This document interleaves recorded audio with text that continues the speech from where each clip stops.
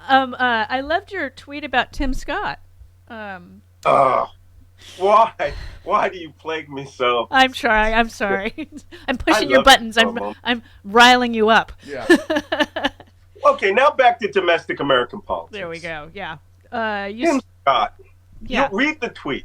He tweeted out the secret sauce of the next great American century ain't a secret. We need a leader who believes in America's story of faith and perseverance. Tim Scott. Who was that all the way up to that point? Donald Trump. Mm. That's who Tim Scott was backing all the way up here. Yep. Tim Scott, quote unquote, hints that he's running towards a presidential candidacy is nothing more than, I believe I called it a step and fetch it Yes, routine. you did. You did. You did. Yeah, well, let me explain something to you. Back in the oldie days, when slave hunters were out trying to catch runaway slaves, one of the little techniques they bought was also sort of like the Russians, a false flag. You would bring a very subservient slave, you would feed him better, you would treat him better, you would give him some deference, and you would send him into the woods that you suspected runaway slaves were in. Right. And he would gain their confidence, give them food, bring them out into the hands of the slave catchers. Right. There's always one. There's always a reek, right? There's always a person who is a turncoat. And that's Tim Scott. There's 47.2 million African Americans, and Tim Scott has the support of Kanye West and Candace Owens. And the black delegation trades both of them for Vanilla Ice. And I like all your betting of these people that don't believe that you've been to Ukraine. My favorite trolling that you keep doing to these idiots. I mean, Yeah. Well, my new technique is because, we have a whole bunch of, it's not just Russian trolls. We have a bunch of right-wing trolls. Some are ex-military. They've got this thing in their head. And their whole reason of being is to prove I was never in Ukraine. And that's what it was for the first 10 months. And then when I was in Ukraine, they would say, well, you just did photo ops. You were actually in Poland, or you were in a hotel, 5-star hotel. And when I show evidence, they go, well, you didn't actually fight. And then they want me step by step to do that. When someday maybe Vice Television will have all my videos and you can pay me for that. But I came to find a technique that we should all use when you're confronting people who present you with absolute abject lies. Bet them real money. yeah. I said $10,000 cash. Here's what we're going to do. I was going to give it to a third party. I give up 10,000. He gives up 10,000. The third party will hold it. And then we will have neutral judges live stream this, right? On Twitter and Twitter Spaces and, Free Speech TV, whatever, YouTube. And then I said, now you will ask me the question.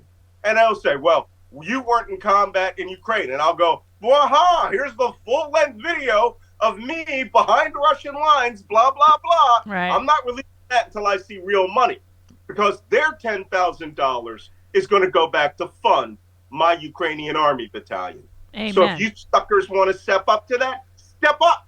Guys are up there saying stupid stuff like, your rifle's optics are backwards. Well, why don't you go to the website? No, never mind that. Yeah. $1,000. Let's go. Yeah, right? no, I love that you're doing that. They back down every time. We should do that for everything. We could make some money potentially.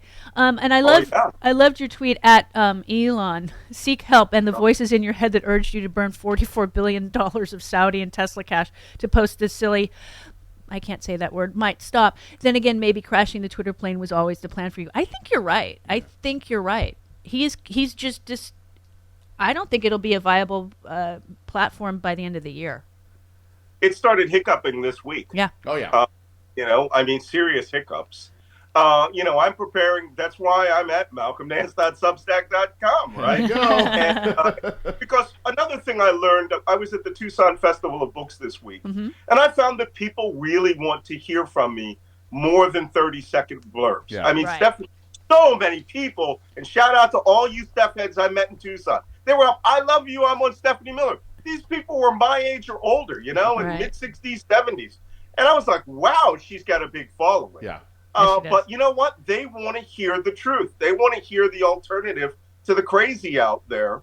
And me, David Korn, Mark Leibovich, Philip Bump, both rooms for both sessions were fully sold out. Great. And I mean, Linda Ronstadt next door and Bernie Sanders coming up after us. So nice. Maybe we just got the overflow. I don't know.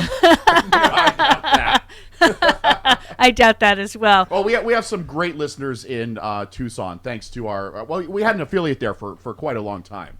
So, there's hundreds of Steffens. I sold out all of my books there and signed them. Awesome. And I even got to go on C-SPAN and call. The guy asked me, he's like, "What do you think about Republicans that side with Trump?" I go, "Idiots." Yes. On C-SPAN. I like it. I like it a lot. Well, thank you so much for calling in, Malcolm. You stay safe, and you will be able to talk to Ms. Miller next week. That's correct. And don't forget the podcast and the Substack. Don't forget the podcast and the Substack. And we've linked to them. That's the Black Man Spy podcast, because it explains all of Ukraine from in Ukraine 1 year ago. Yep. Oh, I cannot wait to hear And we've linked to your Substack on all of our socials. Beautiful. Yeah. All right. Bye, Malcolm. Thank you.